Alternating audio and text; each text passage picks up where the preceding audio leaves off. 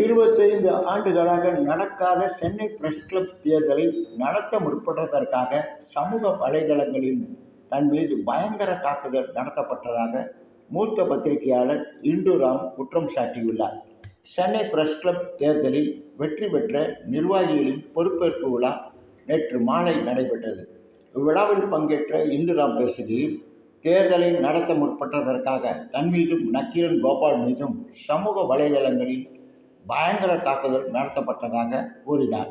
ஆனால் தான் அந்த வலைதள அவதூறுகளை படிக்கவே இல்லை என்றும் அவர் தெரிவித்தார்.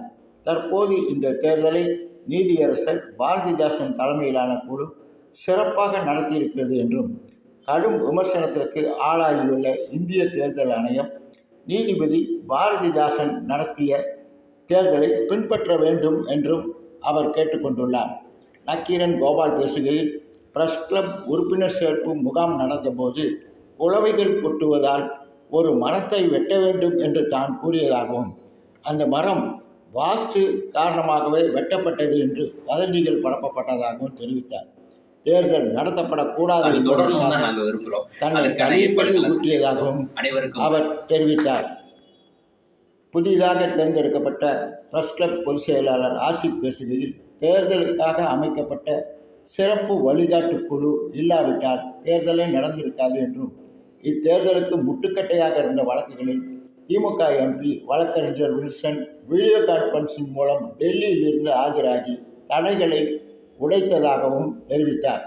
முன்னதாக நடந்த விழாவில் பில்ரோட் மருத்துவமனை மூலம் பத்திரிகையாளர்கள் முழு உடற்பரிசோதனை மேற்கொள்ள வசதியாக மருத்துவ அட்டைகள் வழங்கப்பட்டன.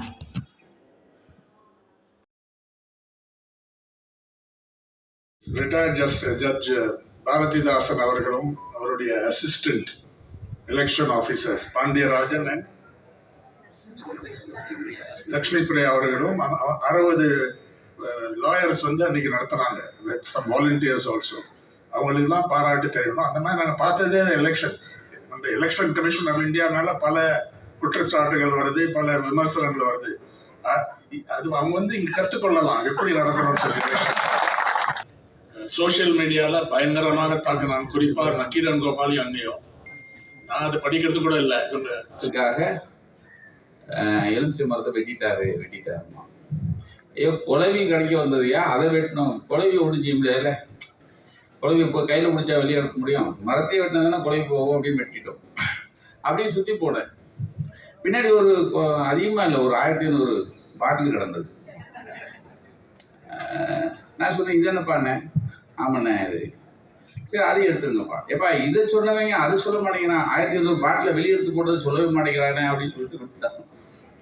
ஆனால் நிறைய சவால் இருந்தது சார். கழிவு ஊற்றுனாங்க.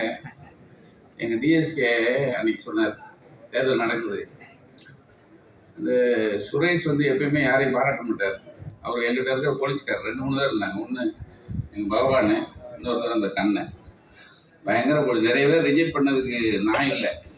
ரிஜெக்ட் பண்ண சேர்த்துன பெருமை எனக்கு இருக்கும். ரிஜெக்ட் பண்ண பெருமை இந்த 3 பேர். குண்டக்கு கேள்வி கேட்பாங்க. நம்ம ஆஃபீஸ்ல இருந்து என் முன்னாடி ஒருத்தர் உட்காந்துருக்காரு. அவர் ஆன்மீக பத்திரிகை பார்க்குறாரு, பாலஜீவரம் பார்க்குறாரு, நக்கீரனுக்கு இது ரீரைட் பண்ணுறாரு. உட்காந்துருக்காரு. கண்ணன் கேட்குறாரு, உங்களுடைய நேச்சர் ஆஃப் ஒர்க் சொல்லுங்க அப்படின்னாரு. நான் உட்காந்துருக்கேன் பக்கத்தில். அவன் என்னையே பார்க்குறான். கண்ணா அண்ணன், நீங்கள் சும்மா இருங்க. எப்படி ஏதாவது நம்ம மிலிட்ரிக்கு ஆள் எடுக்கிற மாதிரி. அப்புறம் தான் சொன்னேன்ப்பா, மிலிட்ரிக்கு இல்லைப்பா, 25 வருஷமா நடக்காத ஒரு தேர்தல் நம்ம எடுக்கிறோம் அப்படின்னு சொல்லி இவங்களெல்லாம் சமாதானப்படுத்தி ஒரு வழியா 1502 தேர்ந்தெடுத்து அவங்களுக்கு கார்டு, இந்த கார்டு கொடுக்குற வேலை தான். இந்த ஜோதியும் நம்ம தம்பி வேதன் அவர், அதை விட முக்கியம் நம்ம செலியன். இந்த 3 பேரும் இந்த ஐடி கார்டு கொடுக்குறதுல நீங்கள் இந்த படத்தை கட் பண்ணி அனுப்புறதுல நாங்கள் முதல்ல ப்ராசஸ்லாம் பெரிய ப்ராசஸ்லாம் பண்ணோம். ஈஸி மெத்தடை கொண்டு வந்தாங்க ஜோதியும் செலியன். ரொம்ப ஈஸி மெத்தட். நீங்கள் பார்த்தீங்கன்னா நம்ம கொடுத்த ஐடி கார்டில் ஒரு வாட்டர் மார்க்லாம் இருக்கும். அது என்னுடைய வேலை கொடுத்து, அதாவது இது மாதிரி எவனும் போட்டிருக்க கூடாது அப்படின்னு. ஆக அந்த அளவுக்கு எல்லாரும் சேர்ந்து வேலை பார்த்ததுனாலதான் முளைச்ச கதிர் தான் அந்த 11-12 பேர்.